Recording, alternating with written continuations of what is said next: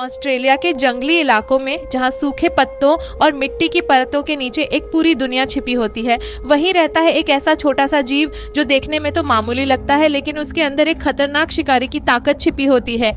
मिलिए बुलडॉग एंट से, जिसे मिरमीसिया भी कहा जाता है। यह धरती की सबसे खतरनाक चींटियों में से एक मानी जाती है।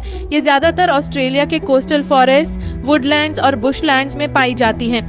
हैरानी की बात यह है कि ये चींटियां लगभग 100 मिलियन ईयर्स से इस धरती पर मौजूद हैं। फॉसिल रिकॉर्ड्स बताते हैं कि ये दुनिया की सबसे पुरानी एंट स्पीसीज में से एक है, यानी एवोल्यूशन के सबसे टफ चैलेंजेस को सरवाइव करने वाली असली सर्वाइवर्स।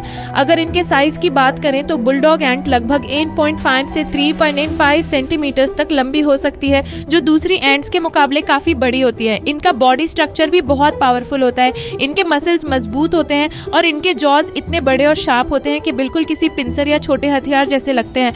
इनके बड़े बड़े आईज इन्हें एक खास एडवांटेज देते हैं, क्योंकि ये लगभग 1 मीटर दूर तक मूवमेंट डिटेक्ट कर सकती है। एक टिपिकल बुलडॉग एंट का वेट लगभग 40 से 60 मिलीग्राम्स होता है, लेकिन इसकी स्ट्रेंथ कमाल की होती है। यह अपने वेट से कई गुना ज्यादा भारी चीज उठा सकती है, लेकिन इनके साइज से धोखा मत खाइए, क्योंकि ये एंट्स बेहद खतरनाक होती है। इनका वेनमस स्टिंग इतना पावरफुल होता है कि छोटे एनिमल्स को तुरंत मार सकता है। कुछ केसेस में इंसानों की मौत भी इनके स्टिंग से हुई है, खासकर जब किसी को इनके वेनम से एलर्जिक रिएक्शन हो जाए। इनका जहर नर्वस सिस्टम पर अटैक करता है, जिससे तेज जलन, स्वेटिंग और कभी-कभी पैरालिसिस तक हो सकता है। साइंटिस्ट का मानना है कि ड्रॉप बाय ड्रॉप कंपेयर करें तो इनका वेनम कोबरा के वेनम जितना टॉक्सिक हो सकता है। और सबसे डरावनी बात यह है कि ये सिर्फ स्टिंग ही नहीं करती, बल्कि एक साथ बाइट और स्टिंग दोनों करती है। पहले अपने जॉ से स्किन को पकड़ती है और फिर बार-बार वेनम इंजेक्ट करती है।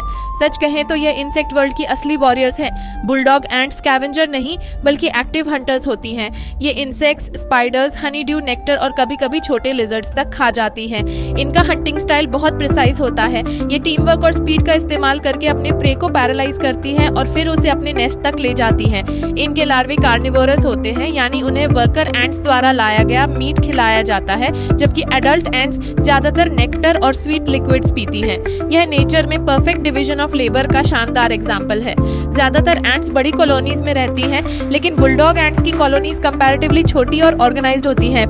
एक कॉलोनी में आमतौर पर एक क्वीन, कई वर्कर एंट्स और कुछ सोल्जर एंट्स होते हैं जो नेस्ट की रक्षा करते हैं। ये जमीन के नीचे अपना नेस्ट बनाती हैं, जिसमें अलग अलग चेम्बर्स होते हैं, फूड स्टोरेज, एग्स की केयर और डिफेंस के लिए।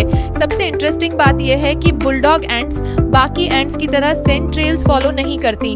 ये अपनी शार्प विजन और मेमोरी पर भरोसा करती हैं, जिससे ये इंडिपेंडेंट हंटर्स बन जाती हैं। इनका मीटिंग सीजन आमतौर पर लेट समर में होता है, जब टेम्परेचर थोड़ा बढ़ जाता है और हवा में ह्यूमिडिटी आ जाती है। इस समय मेल एंट्स, जिन्हें ड्रोन्स कहा जाता है, हवा में उड़कर क्वीन से मिलते हैं। इस प्रोसेस को नप्शल फ्लाइट कहा जाता है।